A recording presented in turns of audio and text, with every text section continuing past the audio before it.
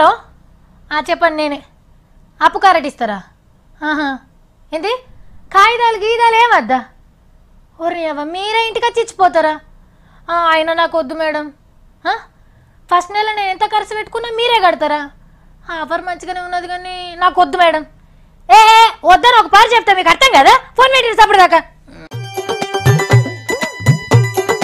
నేలకు తలకాయ వేసిన వీళ్ళంతా పట్నంలా బ్యాంకులను ముంచిన మోతేవర్లు అల్కగా అప్పు కారట్లు సంపాదించి 2,39,00,000 టోపి పెట్టిండ్రట బ్యాంకులకు. డూప్లికేట్ పాన్ కార్డ్స్ చేసి ఆ డూప్లికేట్ పాన్ కార్డ్స్ ద్వారా మళ్ళీ బ్యాంక్ అకౌంట్స్ ఓపెన్ చేసి ఆ బ్యాంక్ అకౌంట్ ద్వారా అగైన్ క్రెడిట్ కార్డు తీసుకుని ఇట్లా బ్యాంక్స్ ని మోసం చేసేవాళ్ళు. ఫలానా కంపెనీలో పనిచేస్తున్నా అని దొంగ కాయిదాలు చూపించి బ్యాంక్ అకౌంట్లు తెరుచుడు, అప్పు కారట్లు తీసి ఉన్న కాడు కూర్చుడు, మళ్ళా ఇంకో బ్యాంకుకు పోయి కొత్త అప్పు కారట్ తీసుకునుడు.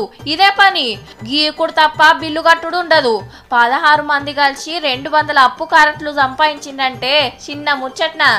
కానీ ఏదైనా ఎంతో కాలం నడవది కదా.